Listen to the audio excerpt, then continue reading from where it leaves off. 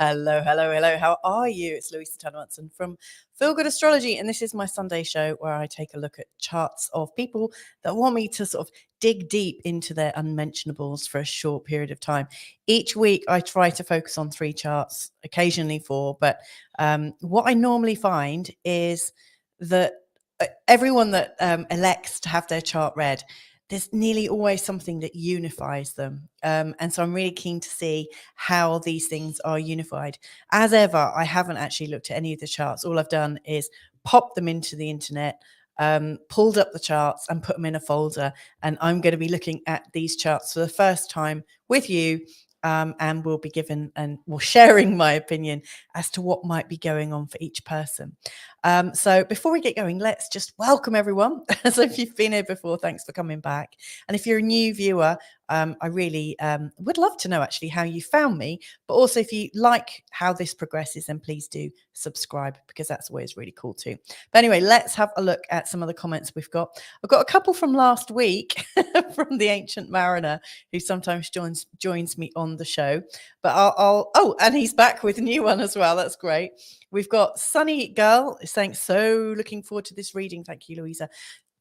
Sunny Girl, which one are you? Can you just pop your name in? Because I don't recognize your YouTube. I don't recognize your YouTube name at all. And if I am doing your reading, then it'd be really good to know so I can check in with you. How's it going and whatnot? I've got Penny Albertella joining us from Devon in the UK. Hi, Penny. How you doing? I hear you're having a bit of a heat wave there. That's nice. We've got the Ancient Mariner saying, loving that necklace. This old thing. So almost like a stress ball. I can play with it while I'm working. Right. Okay. We've got Patricia here who's joining us. I'm actually looking at Patricia's chart today. And Sunny Girl is, of course, Christy Simpson. I'm going to have a look at Christy's chart today. I've also got somebody called Poe. It's a bit of a code name.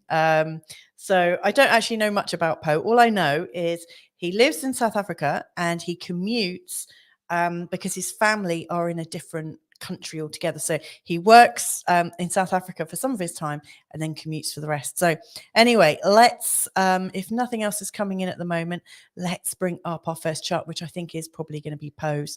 Actually, seeing as I've got Patricia and Sunny here first, let's have a look at one of their charts. So let's see which one comes up first.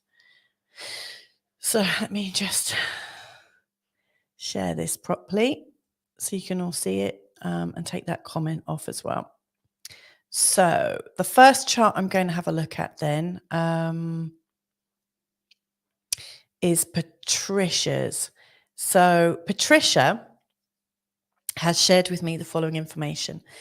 So she has said, I'm going through my Chiron return at the moment. And during the solar eclipse in April, which was on the 20th of April, 2023, I had some troubling information connected to the 8th house, or the 8th house themes. And that's all I've got from Patricia. And so what I'm going to do is explore what's going on in her chart right now.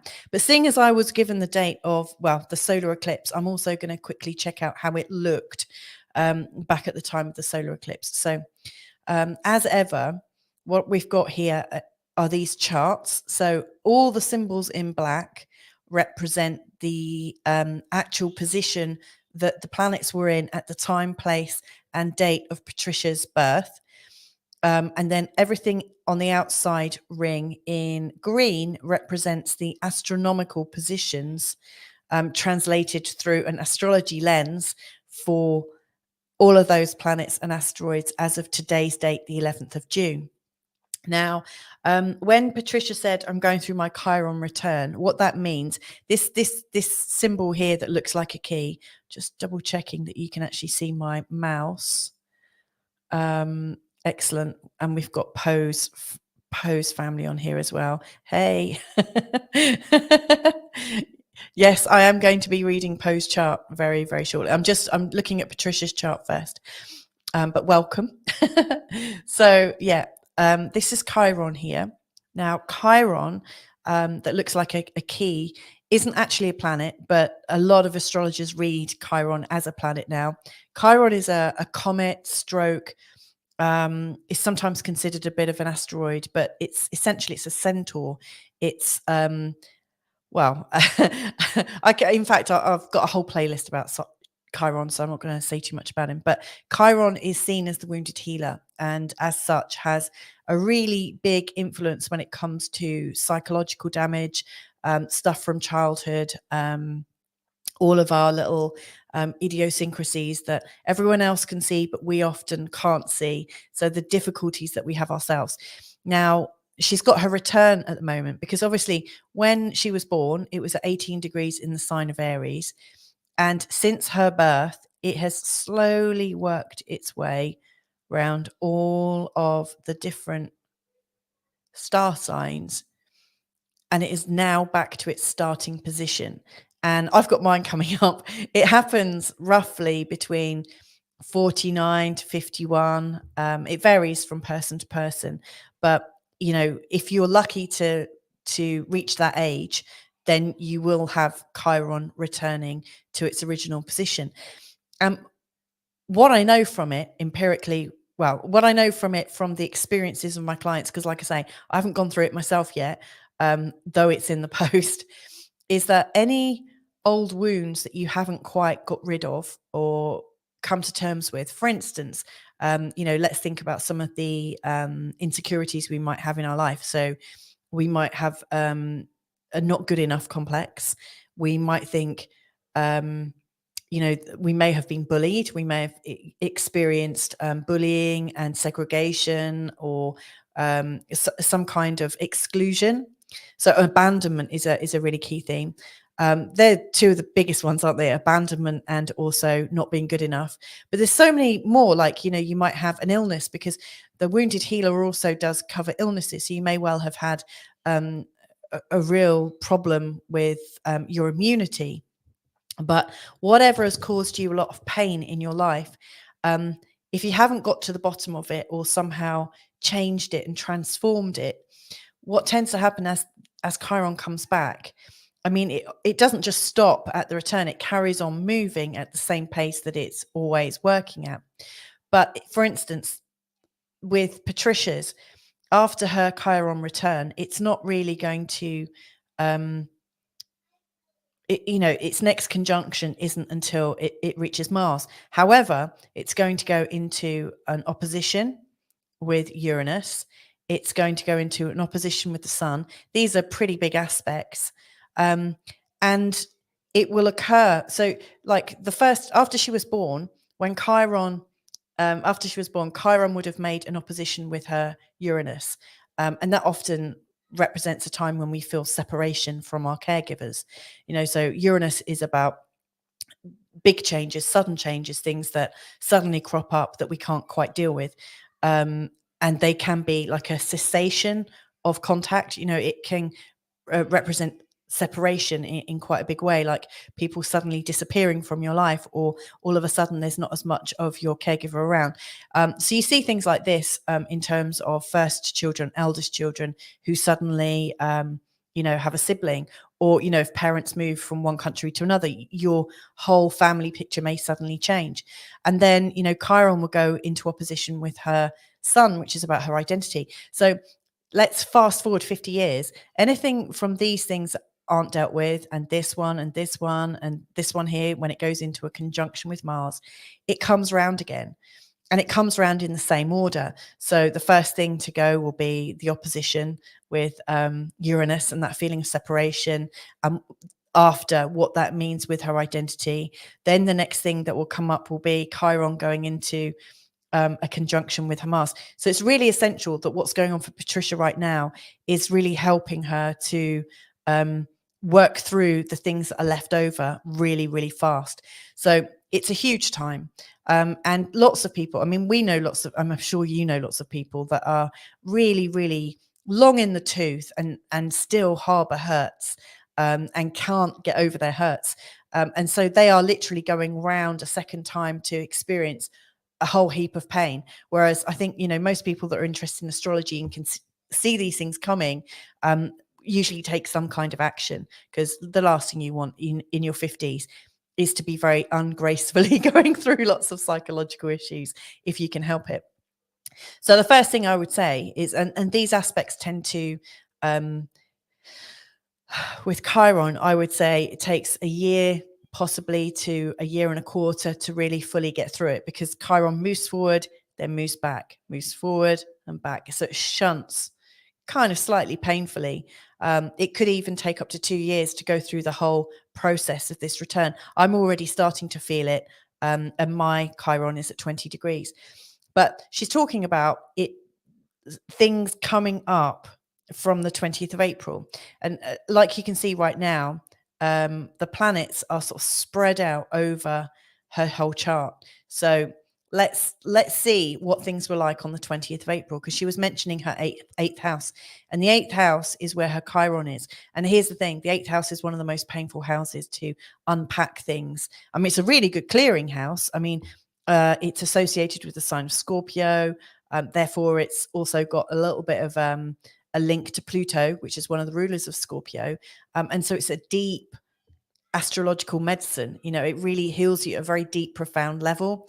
And you have to really dig deep to be able to access all the good stuff. Like if you were to just like dig in some part of the way, you'll probably cause yourself some dis-ease. And then, you know, a lot of people might find it a bit too uncomfortable and come back up for air. But really what's required is to go right down into the core of what's been going on, to really get to that sense of what will bring about a release. So let's see what was going on at the time of the solar eclipse. Aha. So sorry to laugh maniacally like I'm some kind of evil superhero. So you can see in Patricia's chart, that she's got Jupiter here, the sun and the moon. They're forming a total solar eclipse, which happened on the 20th of April. Then you've also got Vesta, and then you've also got the North Node. Now, at this time, the North Node was at 4 degrees in the sign of Taurus, and the North Node actually travels around this way. All the other planets are going around this way, unless they're retrograde. So something was coming in, like the North Node represents our usual traumas that we're not quite dealing with, like where we go round in a karmic circle, when we go round in a loop. You know, with the people that you know and love the most, they'll have patterns, and they'll go round and they'll arrive back exactly where they started, and they'll go, oh, I'm here again. You know, and we keep going round like this great big roundabout, trying to improve our lot. And, you know, most of us end up back at the same place. You know, like you take a new job and you think you're going to make it, and you end up back round. And it's like, what are you doing to get round in the same place? And so the North Node represents our roundabout experience. And so something that goes around for Patricia was coming into, it was aspecting her Mars placement in her birth chart at that time. Now, Mars represents our vitality. It represents our strength. It represents a lot of our health, but it also represents our assertion, our boundaries. How comfortable are we to make a stand? How comfortable are we to stand up for ourselves? And how comfortable are we to literally create some boundaries? It's interesting here because Mars is retrograde in Patricia's chart, and that only happens every 2.5 years. And it doesn't happen for very long. So it's kind of unusual to have Mars retrograde in a chart. And with it, Mars, it can show where we give up a little bit too easily. And so I often think, you know, with Mars retrograde, people really need to stand firm for what they believe in, even if it's painful, and really affirm how they're doing it. They've got to be really careful because they're so unused to making their boundaries really clear and known, that they need to ensure that it doesn't come out as passive regression, because often, you know, when we hold on to things, when we do stand up for ourselves, it comes out as a huge attack, which doesn't always benefit people. So I can understand that things of an eighth house nature, this house here, could have come out at that time. So the themes of the eighth house are birth, right the way through to death, all the rites of passage, you know, so from being a young child to medium age child, to puberty, to having children, meeting your partner, whatever order you do them in, having a job, getting a house, all of those different rites of passage, and also menopause, which no disrespect to you, Patricia, but I'm guessing if you're having your Chiron return, you're getting a new relationship to your fertility, as am I. It's a natural process, and so we're going through these processes all the time. And the eighth house also captures those kinds of processes for everyone else in our life. The eighth house often shows the values, in particular the money, the values, the expectations, the opinions, the baggage that the people around us carry and bring to us. So it's a place of blame, shame, guilt, anger, and regret. A lot of things come up because they're other people's values. If we didn't have other people in our life, we wouldn't get any of this stuff. But it's essentially the second house our. If we let me put it this way so you can see it. The first house here is about everything about you. The seventh is everything about everyone else. So like your partner, your family, and friends and stuff. The second house is the money house for you, the individual. And so the eighth house is also the money and values house for everyone else. So the eighth house captures all the money, but also the expectations of people. So it's quite possible that during this time, a whole heap of stuff came out with resentment. I could see a full-on family bust-up, for instance, that could occur. But I can also see that it could be to do with health issues, because obviously Chiron in the eighth can bring up a weakness where you're affected by maybe a lack of boundaries, and so you have to you get these sort of depressive illnesses or illnesses to do with not knowing how to behave, and so the body kind of fills in the gaps for you. So if you're struggling, for instance, I had a lot of ME and chronic fatigue syndrome in my late teens, and again in my 20s.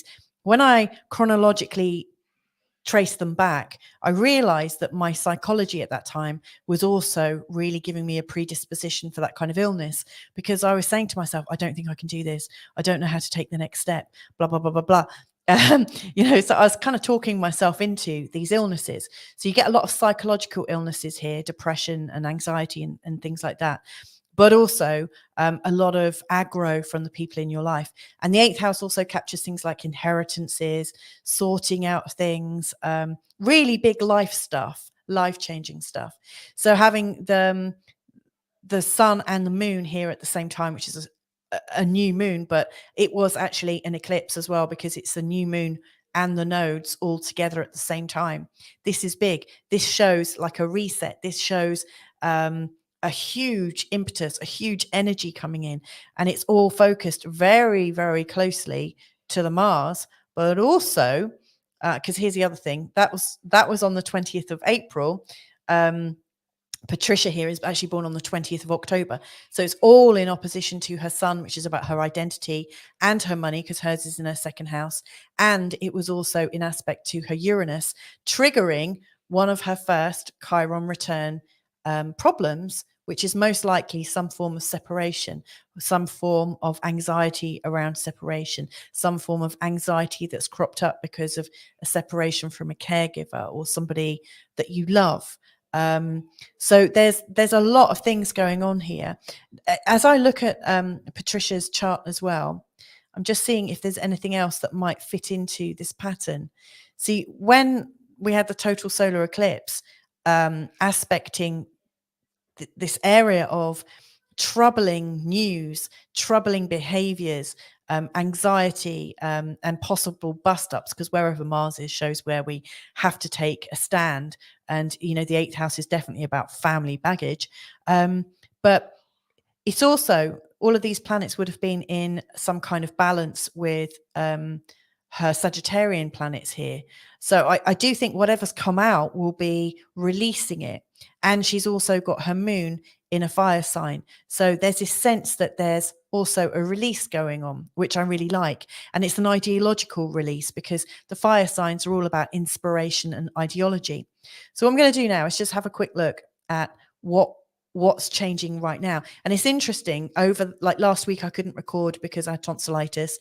And the week before, it wasn't good for Patricia. So I've pushed this forward 2 weeks, or back 2 weeks, sorry. And it's actually now that I'm looking, and right now the North Node is right over her Mars, and Jupiter just this week was right there on the Mars as well. This would have been a super sensitive time. Now, Jupiter and the North Node are showing new karmic pathways. It's really showing this sense that we are coming round again, but we're a bit higher this time. We can be a bit more optimistic about our karmic journey. And so whatever recently occurred that caused Patricia some trouble, it's brought her back around to the start of the problem again, but with a lot more of a potential for it to blow wide open, for it to be dealt with, quite quickly, and to be dealt with a certain amount of good fortune and good humor and well-being. It's not as grim as it was thought of back in April, I would say, that things are starting to move already. Now, in terms of Patricia's Chiron return, I just want to check in my trusty book.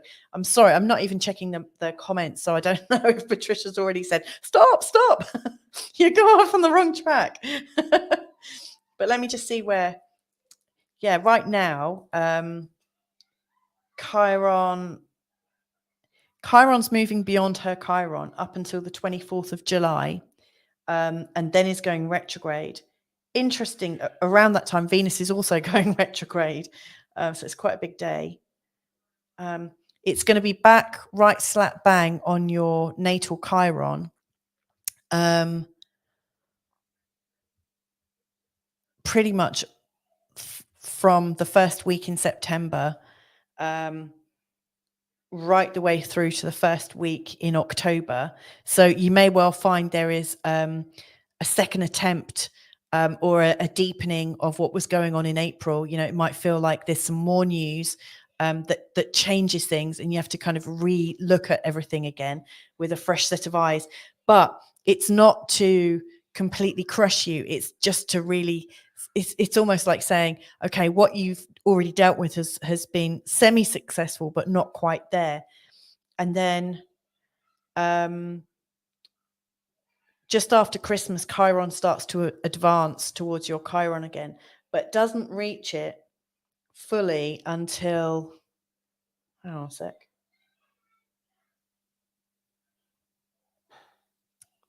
midway through March 2024. And then by the end of April 2024, Chiron has shifted and won't be going back to your Chiron. So you've had a first touch at it in September to October. You're being re-challenged, but the final sort of resolution of this and the final moving on of this, I really think is going to take place in March and April of next year. So I hope that was helpful. I did use your chart a little bit to describe how to see your how to see Chiron and the nodes and things like that. So sorry that I've made such an example of it, but I hope it's okay. Let's see what's coming in. Lots of different comments. So hi Louisa, good to see you. Family Munson is saying Chiron, emotional damage. Sorry, our family watch a bit too much YouTube at times. Hola amigos. I think Family Munson is responding to the not good enough complex that people have, is that we might have a misplaced too good complex. I like that switch. That's great. Boa tarde, everyone. That's good evening, everyone. That's Portuguese. That's from the Global Nobles. Family Munson, the first astrology book lent to me was Karmic Astrology. Isn't that like calling a book wet water? Yeah, probably. I'd like to see that. If you still got it, it's a signed copy. Sunny Girl, very interesting. I've never heard Mars retrograde meaning standing in your power. No, I didn't. That wasn't how I was trying to explain it, funnily enough. So I don't know where that's come from. Indeed, is what Patricia is saying. T is saying, thank you. My name is Antonia. Thank you for this reading. Okay. I'm not sure I'm doing a reading for you, Antonia. Anyway, Let's see what else is coming in. Okay, so Patricia has said, yes, argument with sibling. Yes, another bad week. Okay, well, that makes sense that it's an argument with a sibling. What I would comment on that is I would go back to the original relationships when your sibling came along. I don't know if you're the older sibling or the younger sibling. And I don't know if you've got other siblings as well. But one thing I can see is Chiron's position right now insinuates it's going to bring up all sorts of family trauma and behaviors and patterns. And if it's not resolved, it could go on for a really, really long time. So, for instance, Chiron, when it goes into Uranus, it will bring up your first wound, your first key wound as a child. And that may well have been the arrival of a sibling, or it could be a time when you were separated from what you knew and what you loved. And it's pretty big. And so if you don't feel suitably supported right now, and this escalates and there's no real resolution from it, you may well find that the feelings of being separated come out again, and it's revisited, and it will show up in so many different ways. So, if you're carrying that vibration of unhealed separation or unhealed being cast out of your family, like thrown to the wolves or something like that, where it's unhealed is going to be attracting, because Chiron does seem to, if you don't get the actual exact situation, you'll find it'll come in lots of different ways. But it's almost like you've got this beacon shining to say, hello, I'm ready to experience more abandonment, and it will come in. So do everything that you can to try and resolve this. Even if it's unresolvable, you may well find that there is something about the situation where you finally say, actually, you know what, we're done. Or, we live different lives, we live in different areas or whatever, and it's time to just have a parting. That's also good. But whatever you need to do, it needs to be done in full consciousness, and just to be aware that the Chiron return is coming back for you in September and October, and then it's coming back a final time of March and April next year. So it's giving you a couple of sort of times when it's getting a lot more feisty. And another thing that I just want to share with you is the North Node. It's going backwards. And so it's also, over the next 18 months, it will work its way to being over your Chiron. And again, that could also bring a similar energy. I'm just flicking ahead in my magic ephemeris now to see when the North Node is going to be there. And interestingly, I gave you the time of March, April time of next year, 2024. Right on time. The end of February, beginning of March, we've got the North Node. It's more February, like towards the end of February, the North Node is right over your Chiron. So if it's not resolved satisfactorily by September or October, I think the pattern could be really enormous. So do everything that you can, and I really wish you luck. These are the sort of family situations that can really change destinies, and it would be really interesting to see your sister's chart or your brother's chart, because often with families you'll have similar degrees, because families just have similar patterns, and so you'll find a couple of degrees that pop up in everyone's chart within a family. And so you may well find that your sibling is also being triggered at the same time. So if I can be of any further help, then just drop me a line. It's well, you've got my email address, but you could also go to feelgoodastrology.com as well. Anyway, lots of love. So let's just see if anything else has come in. Patricia's saying, I recently found out that I've got a grand trine between my moon, Venus and Eris. Any thoughts? I may well come back to that later on. I can definitely see your moon here. And your Venus here at 12 degrees in the fire signs. And so presumably Eris is somewhere around here. I don't put in Eris to all of my charts, but pretty much Eris is around this for a lot of people because it's so slow moving. Yeah, Eris is a warrior, and and um, and things can get really uh, problematic with Eris. You know, Eris really does want to create problems and strife. Eris is a really unhappy character. It's interesting that you've got. It's interesting that you've got your Eris in a trine with your Moon and your Venus, because Moon is very much about your emotions, and Venus very much about your ability to flow and connect. So it'd be very interesting to look at that another time. You know, is your Eris, is the sort of nastiness about being pushed out and being rejected, does that come forward in a flow of emotions? Do you let them out? Do you kill people with kindness? I don't know. I'd have to have a look at it, but it's interesting all the same to consider. Right. Ancient Marin's saying, fascinating stuff this evening. Loving it. Good. I can give it to you. I have it. Okay. Thank you so much. That's brilliant. Okay. I'm going to have a look at Poe now. So let's bring on Poe. And let's see, because I'm sure we probably will find some funny little connections. So he's born on the 31st of December 1968 at 8:30 a.m. That's in South Africa. Now, the first thing I notice about Poe's chart is he's got a lovely Aquarius rising. Now, I haven't been asked to look at anything in particular with this, so I'm just going to give some thoughts about his chart. He's got Venus right on the ascendant. So I'm guessing this guy's got a lot of charisma and he's quite attractive. Even if he's not very good looking, there'll be something really soft and kind and warm-hearted and generous about the way he looks, because our looks are really, really here in this first house, but especially on the ascendant, it really gives this first impression. So this is somebody who probably looks really nice as well and probably goes to some attention. He's probably got nice manicured nails. I'm showing mine not because they're nicely manicured. I've been in the garden all weekend, so I almost need to not show them. But you know, these would be the hands of somebody who looks after himself, maybe has nice shoes as well.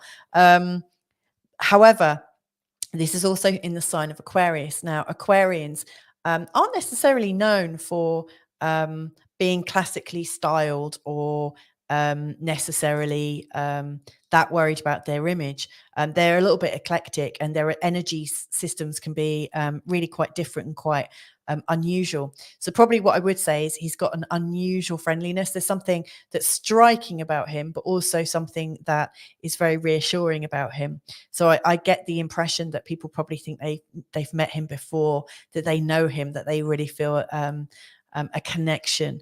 And it probably flusters a lot of people as well. So he's got this lovely trine to Mars here in the very, very first degree of Mars. And his Venus is beautifully connected with Saturn here, and also with Vesta. It's interesting. Saturn gets a bad rap by a lot of people because, you know, Saturn is known for being quite formal and also quite organized, but also quite punishing. If you think of Saturn and his rings, you know, you get this idea that everything has to be so, and everything has to be boundaried, and everything has to be like blah blah blah blah blah. You know, like everything organized. And Saturn is quite happy with people being numbers and things being like anything can be used to make money or used with a purpose. You know, Saturn is very, very happy with that. But Saturn with Venus in really great relationship, I think, especially like these blue connections, can really show where Saturn lends some respectability or lends some structure to relationships and things to do with Venus. So Venus is about our emotions and our points of attraction. And so seeing Saturn here, I think he's actually quite good at manifesting things. You know, his Saturn is just in the second house, in the sign of Aries, which will make him quite dynamic. You know, he's got a lot of get up and go. And when he needs to do some business, he's very good at it. I would imagine he's pretty good at the business he does. I imagine he's quite fearless at times. And yeah, I think he can do business with a smile. He can be firm, but also familiar. in a great way. His moon here in the sign of Gemini is actually in a square to Venus. It's funny because they're both air signs. So his Venus is an air sign, his Gemini is in an air sign, but the moon is here right at the beginning rather than and at the end. If his moon was here, it would be in a trine. It would be 120 degrees. It would be just here, but it's making a square, which isn't that comfortable, but it's not the most difficult aspect, not by a long shot. Sometimes his emotions can get the better of him, and some of the not so nice sides of Venus can come out. So it could be overindulgence, for instance, and being a little bit not so disciplined with the good things in life. So there's that aspect. The moon is in the fourth house, showing that for him, home is where the heart is. But I also think that the moon, which moves around a lot in the chart, when it's in the fourth house, it can show a lot of restlessness. So whilst you might be searching for a home, he's probably quite restless and has moved around a hell of a lot. Both Carl and I have both got our moon in our fourth, and we've moved around all over the place. So if you think like the moon moves so fast, it just shows lots of different iterations of life, lots of different iterations of home, and there's a certain amount of excitement about it. Now, here's the bit that I was really interested in. And yeah, there are some key themes coming up again. So if you think about Patricia's chart, right, that we were looking at before, we were talking about, or I was talking about, the energy of the North Node and Chiron. Because right now she's got her Chiron returning. If you remember, it was up here in the 8th house. And the North Node wasn't in her 8th house, but she had the North Node coming through her 8th house. And it will be coming into a connection with Chiron. Well, in Poe's chart, he's got this in his 2nd house. The 2nd house, if you remember, I was saying it's about money and resources and how we value ourselves. This represents us, the 1st house. This is our money and values. And then if you remember, I said the 7th house is about other people and the 8th house is about other people's money and values, because other people's values impact us as blame, shame, guilt, and anger. And we wouldn't even know about rites of passage and growing up and being born and dying if we didn't experience it through other people's, through our relationship with other people. For instance, if we didn't have another person, we wouldn't be able to be born anyway. And also, if we didn't have anyone, we wouldn't know we were dying. We wouldn't know what death was. We wouldn't have any contrast. We wouldn't have any idea, really. So, everything like to do with value systems and other people's money is in this place. Now, this is a really interesting conjunction showing at some level a certain kind of karma for challenging situations that give a lot of personal growth.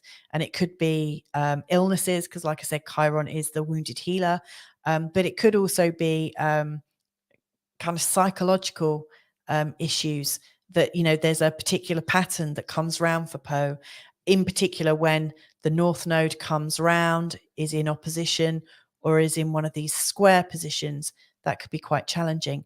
As you can see, Poe has in recent years had his Chiron return. Chiron's already moved past it. And as we know, the North Node is moving this way, and he's going to come to his North Node return.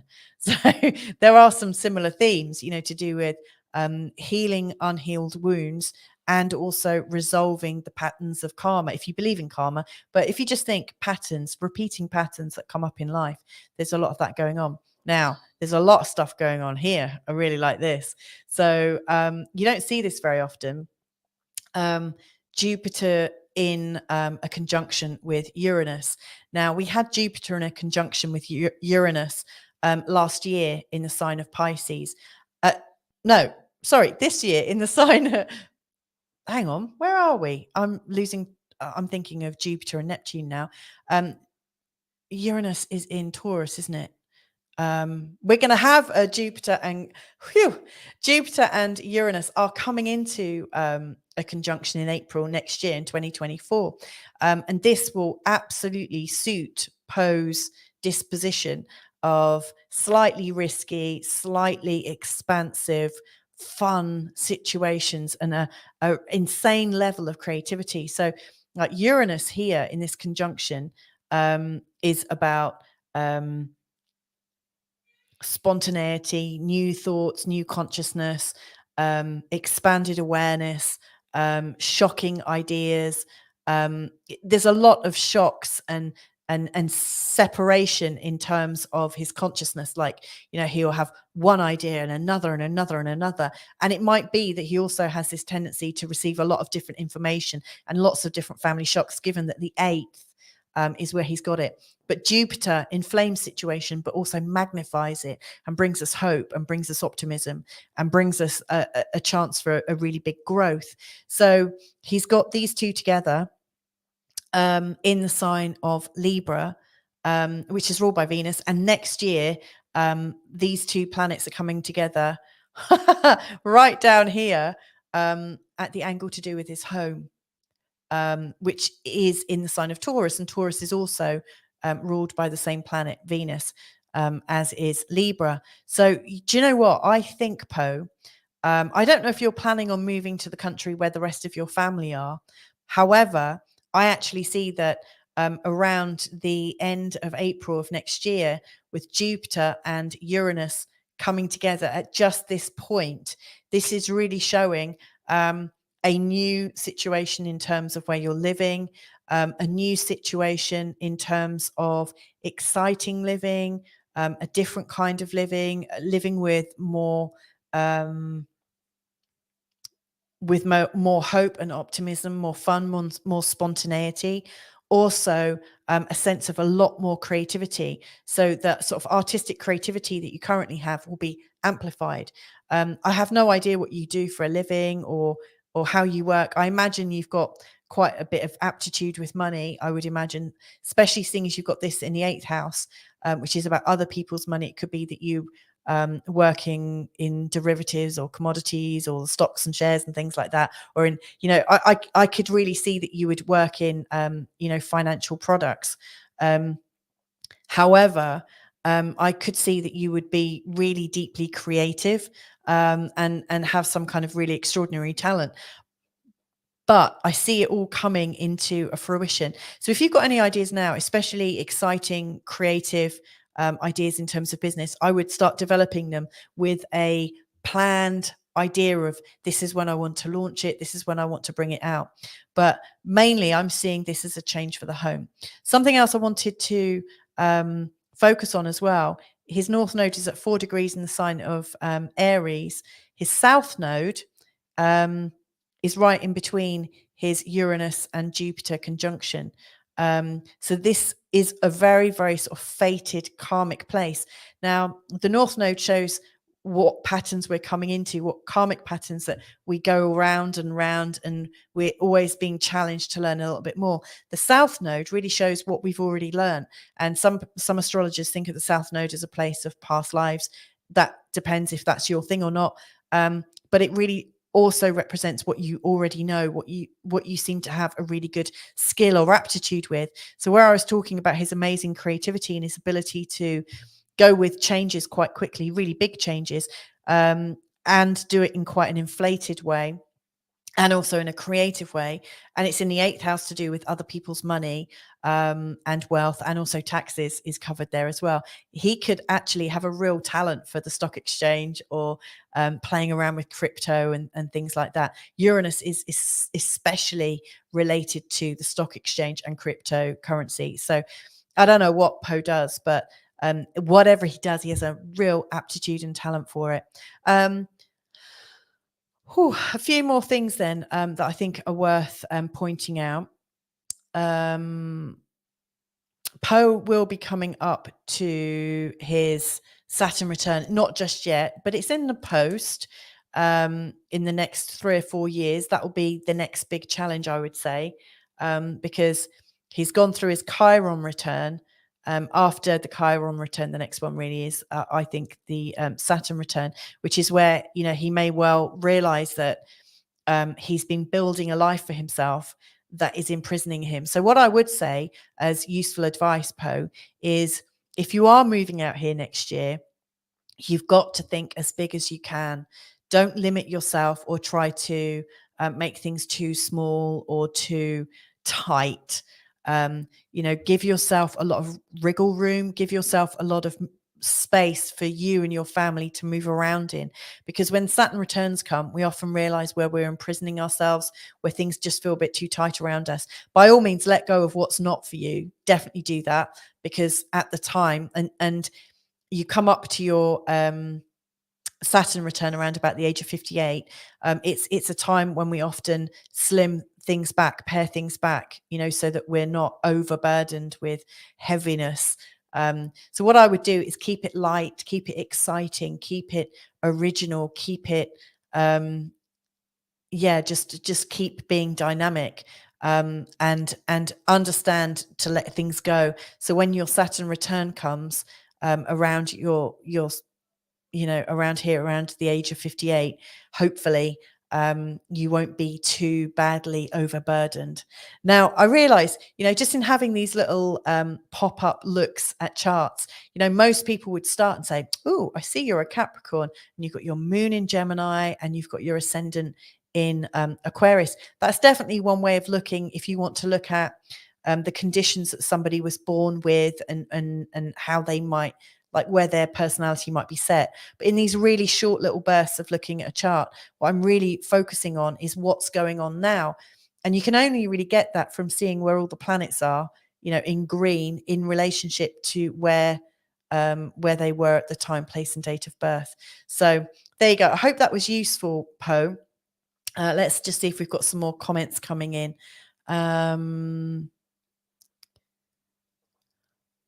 Is it possible to comment on resources and obstacles and travel? Okay, I will just do that. So I will come back to that. So resources, obstacles, and travel. Okay. Irene is saying, hello, everyone. Nice to participate here. Thanks for being here, Irene. It's absolutely lovely to have you here. Family Munson is saying, how is everyone seeing life at the moment? Do you feel we're in a new normal? Seems you've shifted up a gear to me in terms of worldly intensity. But how is your own lived life? Please share. Wow. Yes, such a great question. That is my husband, Carl Munson. I'm not surprised he's put something like that in. I think it's utterly brilliant, and maybe we'll come back to that at the end. This is Mrs. Poe saying, thank you, Louisa. Let me just quickly check it out in terms of resources and obstacles quickly. So in terms of resources, I would say that Poe is really pretty much born with all the resources he needs. What he lacks, he doesn't really lack anything. He's got the determination, with his Capricorn sun. He's got the charm. He's got his moon in Gemini, which is looking at everything and fascinated by everything. He's got an insane level of creativity and seeing things from a place of innovation and optimism, and he's not afraid to keep, he's not afraid to make a change if something's not working. So I really think that's quite dynamic about him. Other people might find that a bit of an obstacle. People might find his energy a bit too destructive. Not that he is destructive, but just that he's so unusually coded, and so ready to go with the flow of what feels good in that moment. And other people who are a bit more traditional might struggle with how quickly he can adapt and see new possibilities. So as an obstacle, which I think is what you were asking about, let me just see.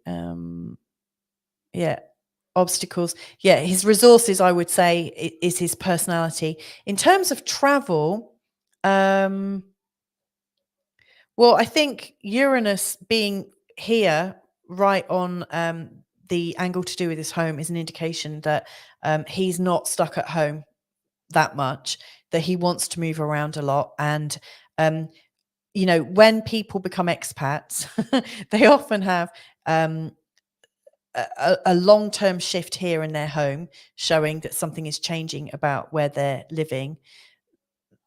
Sometimes in the 8th, sometimes in the 9th, and often in the 12th. So right now he's got Pluto going through his 12th house, showing that there is Yeah, this, like, if he was to move, this could be maybe one of his last moves. You know, Pluto is oh God, I could talk about this for ages, but like the 12th house often shows where we want to rest for the rest of our lives, where we might be really staying for a really long time. You know, the 12th house is like where we come undone. It is as we get older and wither and whatnot. And the 12th is also a place where we might come and learn about ourselves and discover who we really are and really merge with infinite consciousness. So Pluto here, which is so slow moving, it's going to be in this area for a really long time. Uranus is going to be here for quite some time, at least 7 years, I would say, and Jupiter going through here. I think travel is pretty much on the cards for him. The only thing that could stop it is if world bullshit springs up and all of a sudden, you know, we can't move because people are putting travel bans, you know, like you know, you have to keep your carbon footprint down and this, that, and the other. I know there are lots of moves to make 15-minute cities and things like that. And if that comes on quite quickly, that could impede, irrespective of how much travel is shown in his chart. What I would say is, in terms of if he wants to settle somewhere, it's better to settle sooner rather than later, I would say, because I think if we do get locked down into, you know, in the coming times over the next couple of years, if things get more and more locked and impacted, you're better off finding the place where you want to be, so that at least you're in a great place, you know. So what I would say is, if he wants to plan to come to another country, plan it as soon as he can. And I do think around this time, well, March, April time of next year could be really good for him. So I hope that's helpful. Right. Okay. So I feel the cosmic rays of evolution are shining brightly. Okay, that's great. I'm really pleased that you're excited about that. So we've got okay, we've got a few. Okay, not sure if this is somebody wanting a reading or touting for money, touting for business here.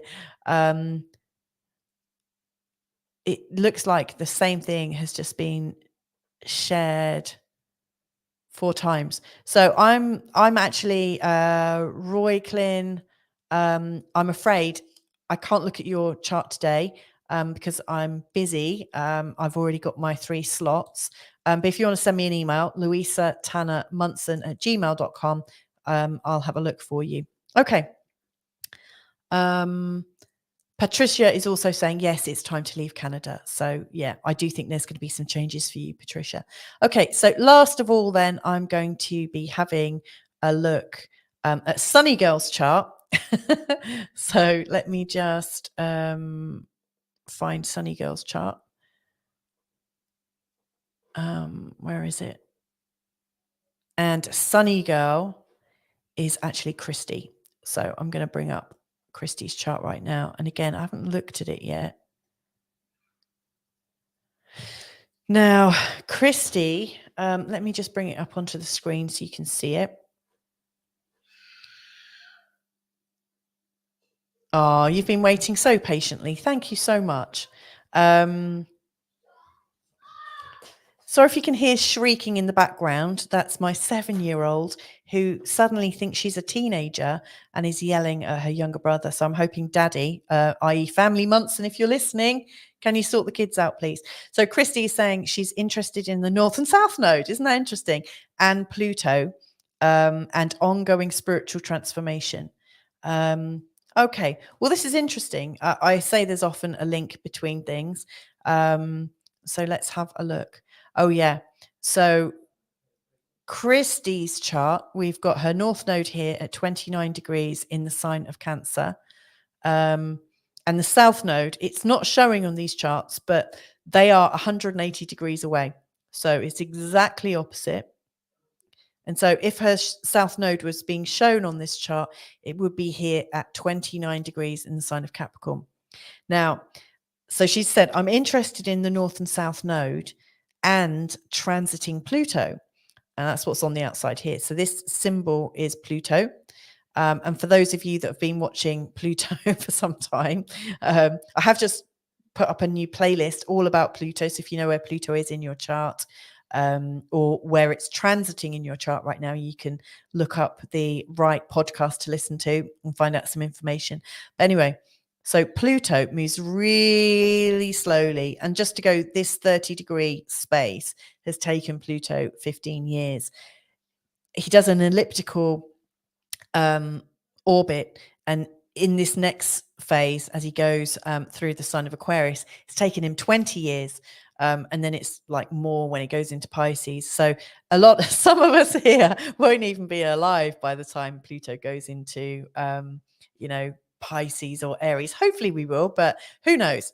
Well, only hopefully, if we've got a great quality of life. I wouldn't want to be like a living skeleton. That would be awful. But anyway, it would be awful for me, not necessarily for everyone. But anyway, so the North Node, here's the South Node. So the South Node currently has Pluto moving over it. Now, I'll let you in to a secret if you don't already know this. Pluto is already past the South Node in Christie's chart, only just by literally almost less than a degree, because Pluto did go into the sign of Aquarius earlier this year. And then Pluto is now retrograde and is going back out. So this is the first time Pluto has connected to Christie's South Node. And I would love to put out, Christy, if you're listening, what has shown up already. You obviously track the planets and have some ideas as to, what's what. What have you already noticed? Because I always think as Pluto nears a point, we feel it in the post, especially if we're sensitive and have an interest in astrology, definitely. Now, one thing, I haven't really looked at your chart yet, but this is fascinating. I love this Moon and Mars conjunction. That's fierce in the sign of Leo. I love it. It's very interesting.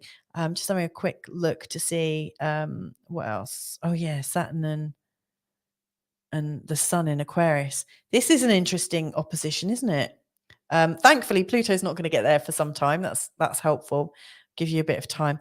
And of course, you're born just before Uranus and Pluto and Saturn and Chiron came together. So you've got Jupiter and Chiron and Pluto and Uranus.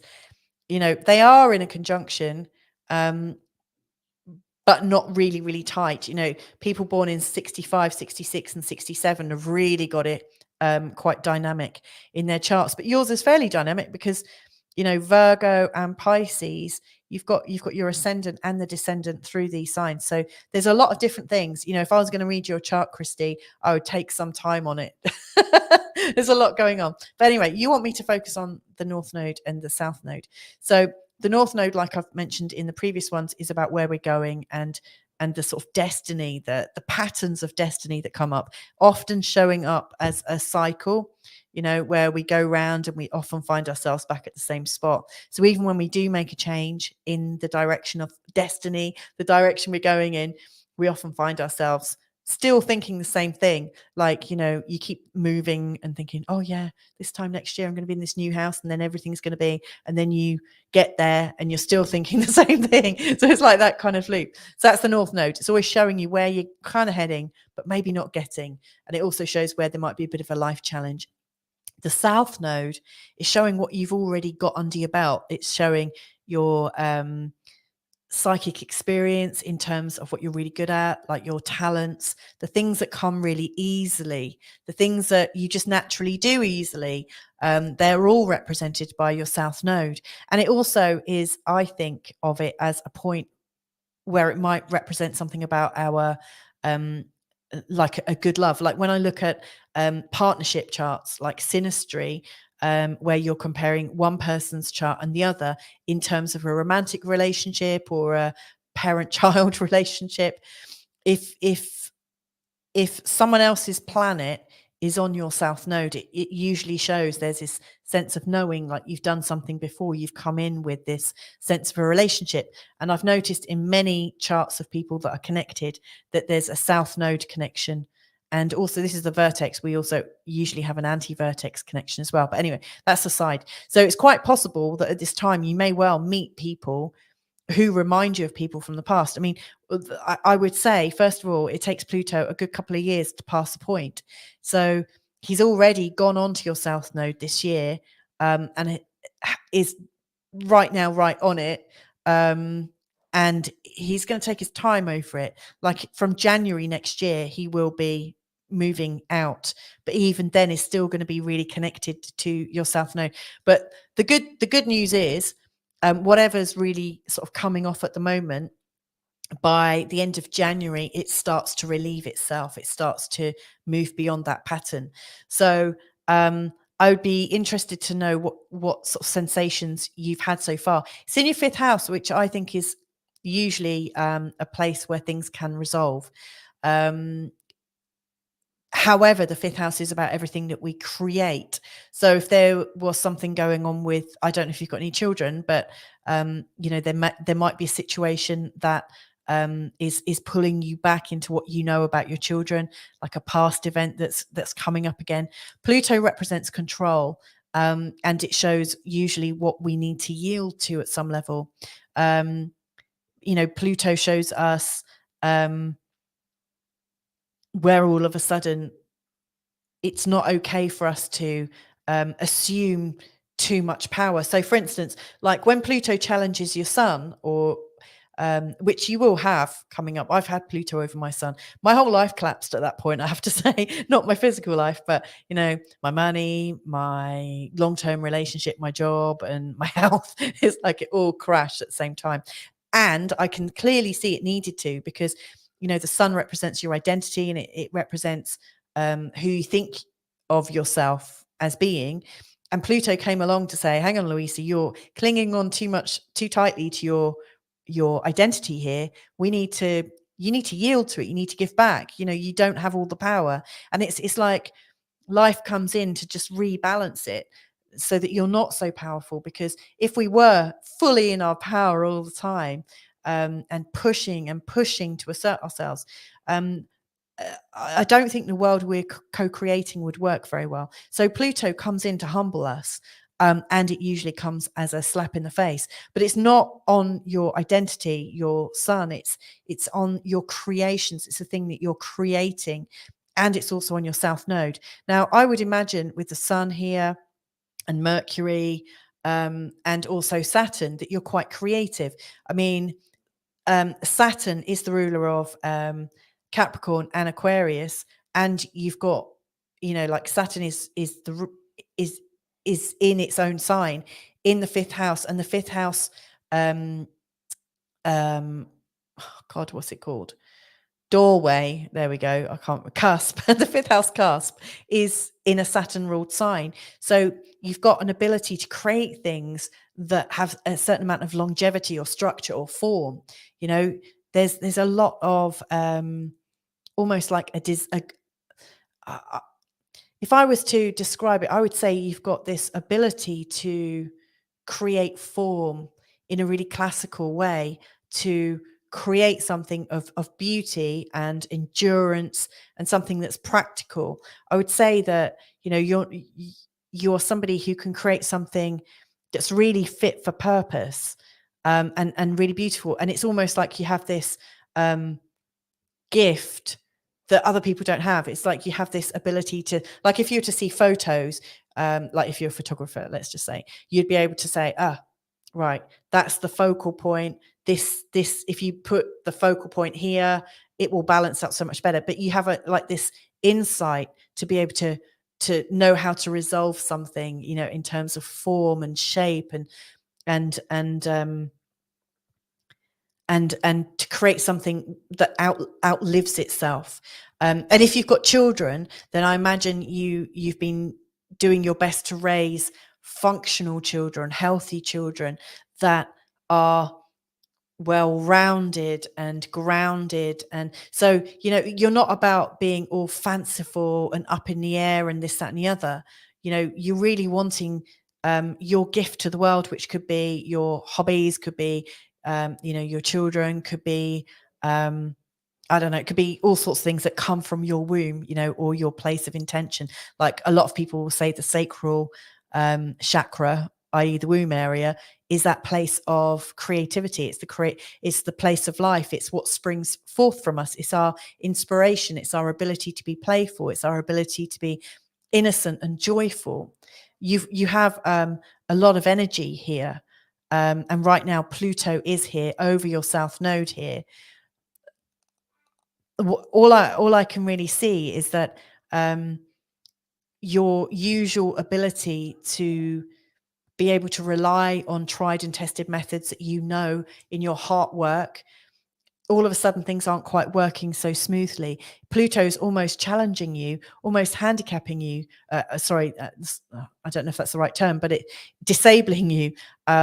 It's almost like the things that you found easy are suddenly more challenging, and you might be wondering why, or you might not be able to do things with the full set of resources you would usually use.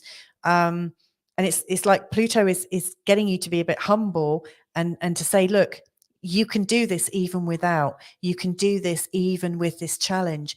And so you're learning an even deeper level of the skills that you've already got, if that makes sense. Now, if you're single, because obviously I don't know anything about you.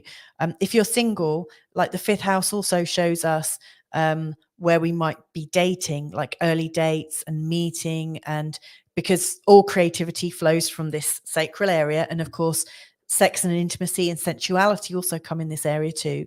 So you may well find that you've always had an ease with meeting great suitors, great boyfriends or girlfriends, or you can. I'm trying to keep it as universal as possible, but you could always find the right partner for you, and had a real talent with doing it. And Pluto's come in and bringing lots of intense people. So Pluto shows up as lots of different things. Can really show us people coming in to stop us, and to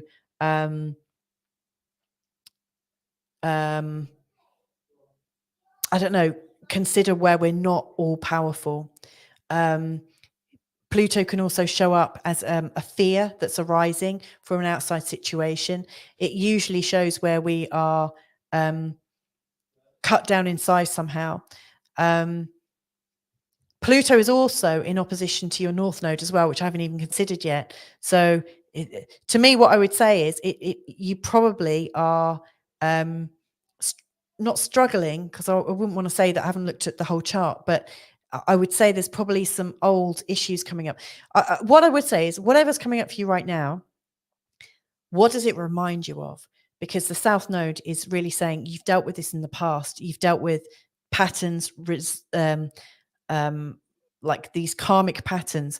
Whatever karmic pattern it's reminding you of, there's some wisdom there. There's something there that will really help. I'm just going to see if there's any comments. Okay, I should have looked at this earlier. So, okay, Post saying he loves your plants. That's great. So do I. I've actually just got Mr. M to put in a proper hydroponic light so that they get more light during the day as well, because I want my plants to thrive. Family Munson, all sorted on the Western Front. That's the kids. They're now behaving. Okay, Sunny Girl is saying Pluto's 29 degrees today. I feel like I'm in a deep transformation, slowly turning into a butterfly. Motherhood is the greatest honor. There you go. I'm sure you've got fantastically rounded and grounded kids. Happily married. I'm pleased to hear that, because that's good. You don't have to worry about that issue. I'm definitely deeply healing my childhood with my mother. That's interesting. Well, like the fifth house isn't necessarily about our like relationships with people necessarily. The fifth house is more about our creativity, and the 11th is often what we're co-creating with other people. However, like the nodes, like showing the sort of karmic patterns, our karmic patterns often have to do with our family, often have to do with the very first experiences that we had with them. And if I was to check around, which I haven't done yet, look, we've got Vesta here at 0 degrees, which is very close to 29 degrees. It's just next door. So, that, with Pluto's position right now, that's also playing into this sort of constellation of planets Have we got anything else? Like Venus at 2 degrees is not necessarily going to be sort of working with this, but if something was going over the north node, it would be creating what's known as a quincunx, or an inconjunct. Yeah, let me just go back to your comment again. I'm definitely deeply healing my childhood with my mother. So, just what I would, this is interesting, which I haven't looked at yet.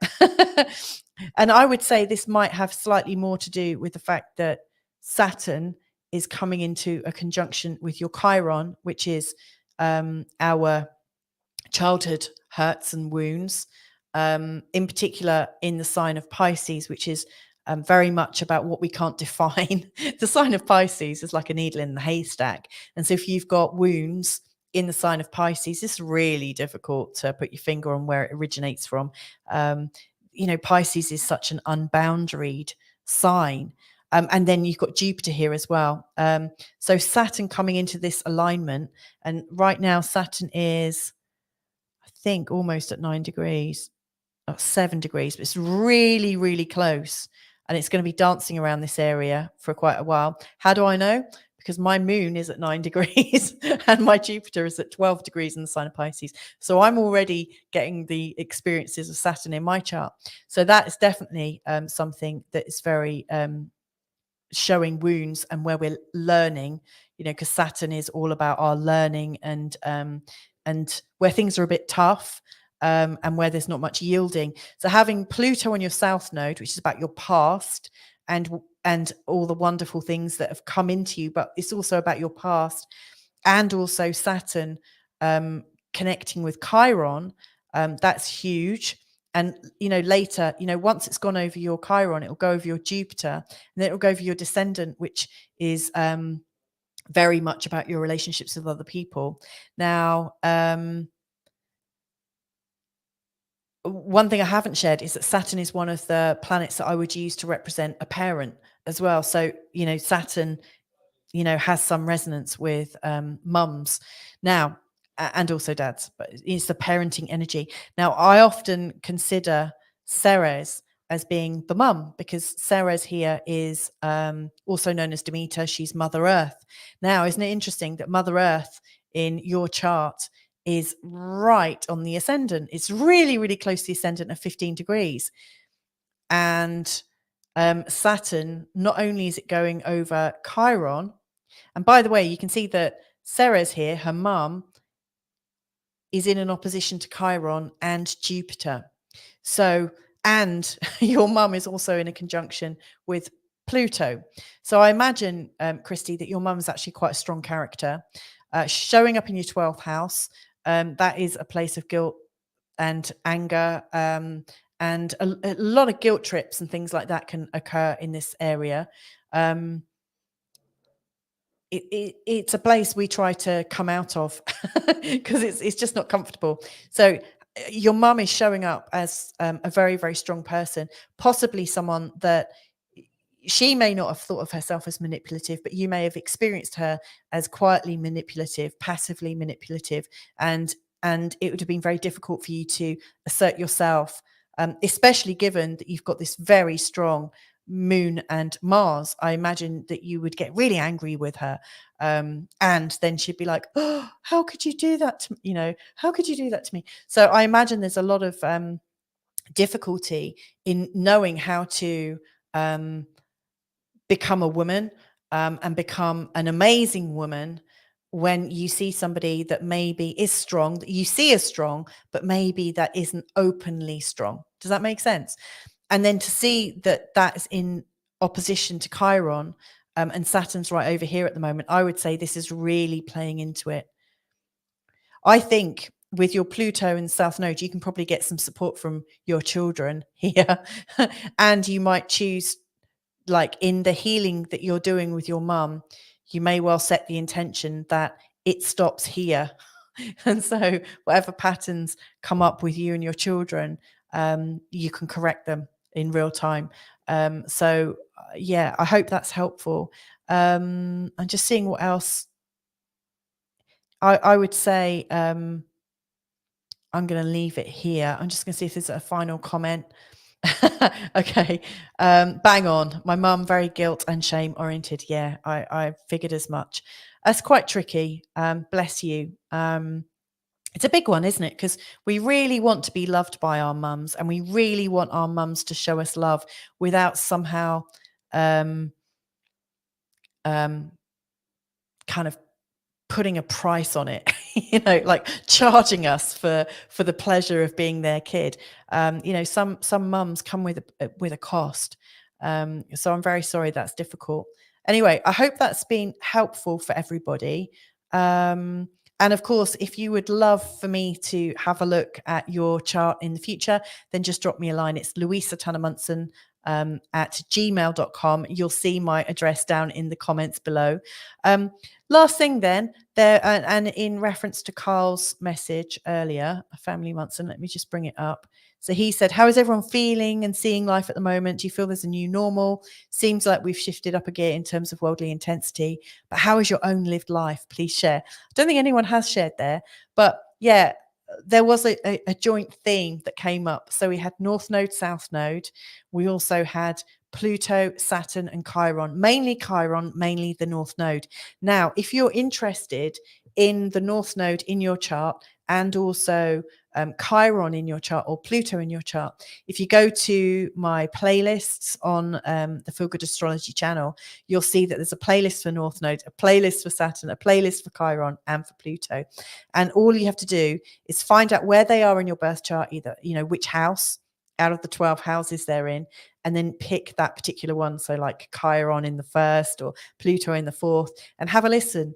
And it should tell you a lot about the wounds you're working on, the karmic patterns that are going on in your life, the control issues that are going on, and hopefully it will help you. Towards the end of each podcast, I say what happens when that planet is transiting through that particular house. So, for instance, with if I just bring up